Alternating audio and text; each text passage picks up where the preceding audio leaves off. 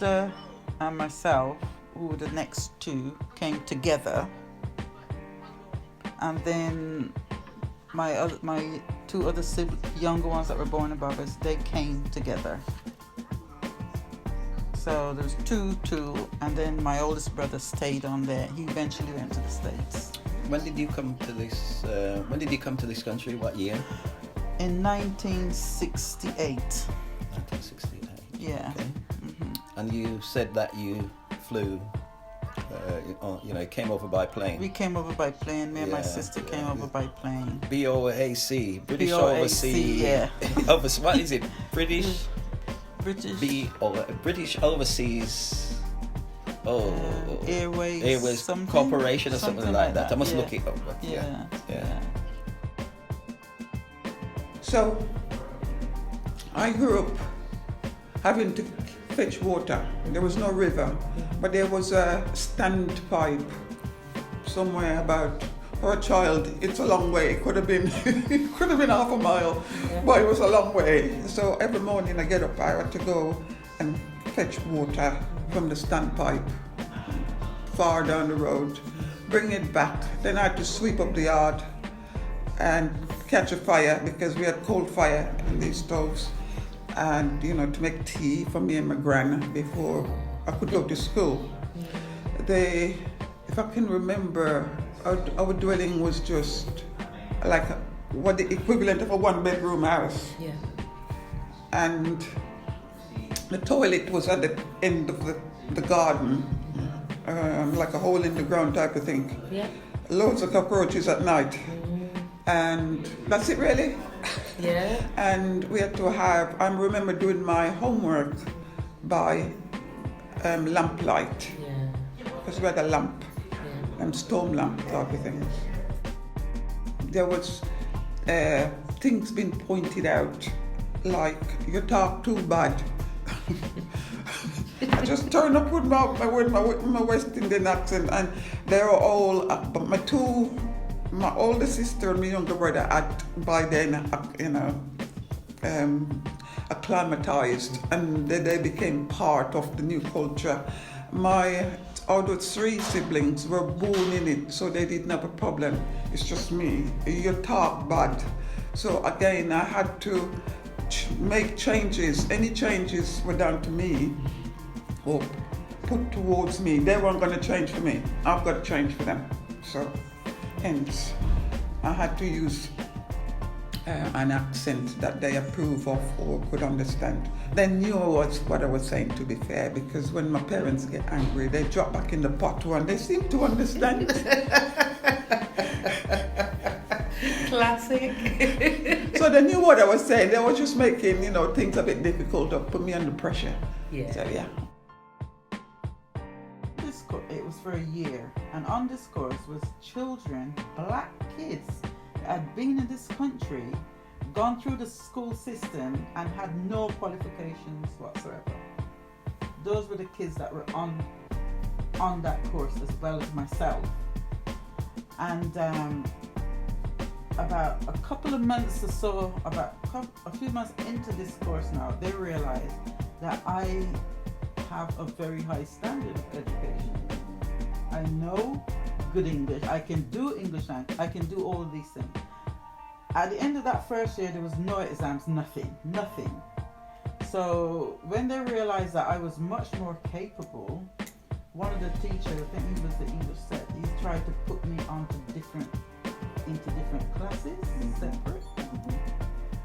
And so the next year now, I was on a O-level course.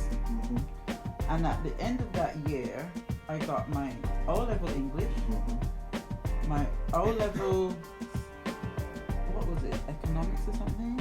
Plus I did shorthand and typing, and I got 80 words a minute shorthand, and I got qualifications in shorthand and in typing. So from there then, I went to work. I started work as a shorthand typist, and then progressed to being a secretary. I've always thought of going to university. I thought, well, all my sisters, more than brothers, have gone to university. I can do it, but my circumstances were different earlier on. So I thought, you know what, I'm gonna go to university. I want to do it. So it so happened that my sister Lorna, she came with this brochure one day and said to me, Selma, look, they're doing this course at Solihull College. They call it the 2+2 degree. You go to the college for 2 years, and if you're successful, then you move on to Warwick University. So I said, well, I'll give that a try. I went for the interview, and they offered me the place. So I did 2 years at Solihull, and then I went on to Warwick University and did a social science degree. It was a total contrast in culture for me. I was coming from somewhere warm, people that I know, familiar to me, and the only person that I recognized was my brother, because by then my oldest sister had got married and moved out.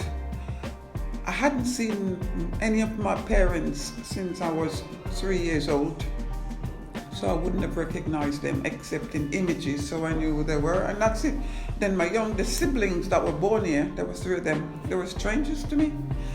So, I had to just grow up quickly and, familiarize myself, and because there were no allowances, you just jump in and hit the ground running. I was amazed. I didn't look for the houses to be as they were. I was looking for detached houses, not a row of houses with chimney coming out the top and and I was taken back. Right, so you've just explained to me what a lot of people coming from the West Indies experienced when they saw the houses and the smoke coming out of the chimney, and some people have said that they thought it was factories. Well, I did. I said to my mom, this place has got a lot of factories. I said, I didn't realize they were dwelling houses because you could see all the smoke coming out because they were using coal to do the fire in the house, and We did have bits of land that we would grow our stuff on, we did have livestock. We had my grandfather had a cow, not a lot of livestock, a cow, and she would put out to pasture and stuff like that. My great grandmother would raise pigs, and we had chickens and stuff. Say a few yards from the school will be a hill, and we'll be coming. When we get to this hill, we can see the school, and we can see the children lining up to go in. So you try to make a dash to get there on time. So if you're late, they'll shut the door. So the late ones, pupils have to stay outside until they finish the assembly, this was called, and then they will call you in. And then you're gonna get lashes more often than not for being late, even though they know that journey you have to make and stuff. So this one morning, he said, why were you late? And I said, I was carrying water home, And he said, well, actually, I know that you've got running water connected to your house. So you were not carrying no water. So you're lying to me. And I got one lash down my back for that, for It's not even funny. Yeah, for you know what I lying. mean? Yeah. Because he'd obviously driven past our house and saw the pipe. Because the pipes were obvious. They were just ladies' pipe. Grandmother and my great-grandmother lived next door to one another. So obviously I spent a lot of time around her. Yeah, and she was, like I said to you this morning, she was always this old lady, because from growing up as a little girl, she was a lot older, so she was very old. And I remember her hardly ever talking to us as kids, and almost like she was in her own world, and she dressed like very ancient, like what you saw the slaves used to do, those kind of clothes, lots and lots of layers of cotton clothes, And but it's almost like she had I would call it a mental health, a mentalish problem, you know, because she talked a lot to herself, and I don't know whether that stemmed from probably the slavery time.